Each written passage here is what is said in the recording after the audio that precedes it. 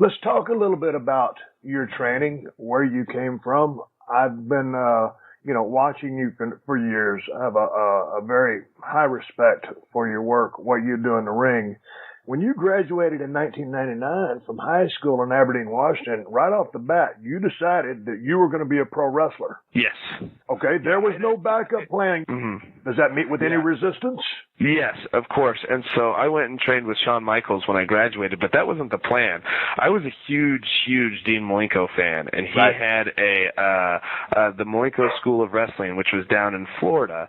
And when I was a sophomore in high school, actually, before I had even turned 16, I was working a crap job, like sweeping floors at McDonald's and stuff like that. But I had saved up my $500 deposit when I was 15 to go to wrestling school, and then sent it off to a lady named Phyllis Lee, who I guess was handling the money for the Malenko School of Wrestling or whatever. But then right before I graduated high school, the school shut down. And but this whole time that I was doing this, I was telling my mom, so I'm sorry, Mom, I'm not going to go to college. I'm going to go try to be a professional wrestler.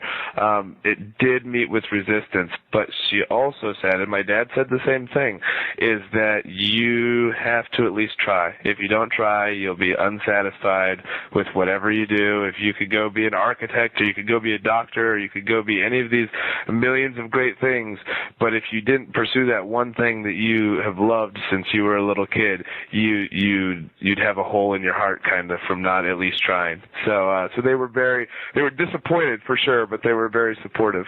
Well, so you wanted to go to Dean Malenko School, and I'm a huge Dean Malenko fan as well, and that would have been one of the best schools that you could have gone to. So you're in Washington State. You just moved down to San Antonio to train with Shawn Michaels. Where did you live? Yeah. I lived in it's the first ever apartment I've ever lived at, and it was just small. It was $400 a month. It was a one-bedroom apartment that I shared with some other strange dude from Florida, and who was also trying to be a wrestler. They were actually really cool as far as getting everything set together. Shawn Michaels' mom was actually very helpful because you called this hotline or whatever, and then once you paid your deposit, they helped you set you up with other people who were moving there to train to be wrestlers. Well, the guy who moved in with me ended up quitting, ended up not being able to finish the class and that sort of thing.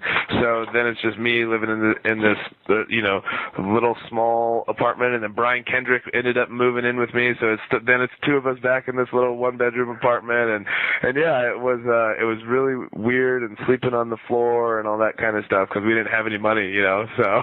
How hands-on was Shawn with the training? Obviously, Rudy Boy Gonzalez was there assisting as well, right? Yeah, so Rudy Boy Shawn was there almost every day, and it was interesting because that was at a time when he wasn't supposed to be doing anything. Right. He had had his surgery a year before. You guys had done the WrestleMania the March before that. So I went down in June of 2000 or of 1999, and you guys had that WrestleMania match in 1998. And so it was only a year after he had the back surgery and all that kind of stuff, and they were still of the opinion that he shouldn't be doing much of anything. And so, but Shawn loves wrestling so much he can't help himself. Right. So he would be teaching us stuff, and he would be telling, and Rudy Boy would be the one who's kind of showing us and that sort of thing. But then all of a sudden, me or Bryan Kendrick, because we were smaller and Shawn kind of took a liking to us right away, say if we were learning to take back body drops, we would take a back body drop, and he would go, "Oh, that's good, but you guys can get way higher if you do this." And well, okay, and he would tell us, but we didn't understand what he was doing. It was crap, and his passion would get the best of him. And he'd have Lance Cade, who was 6'5".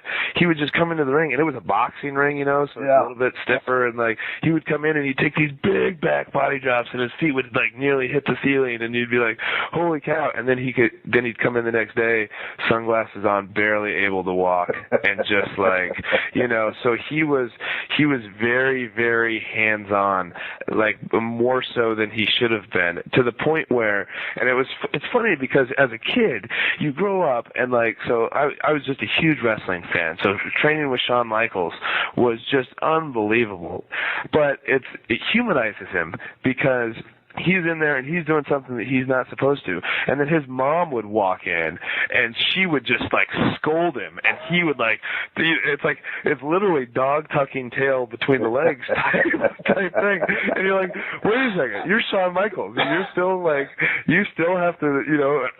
It's like this, dear mom.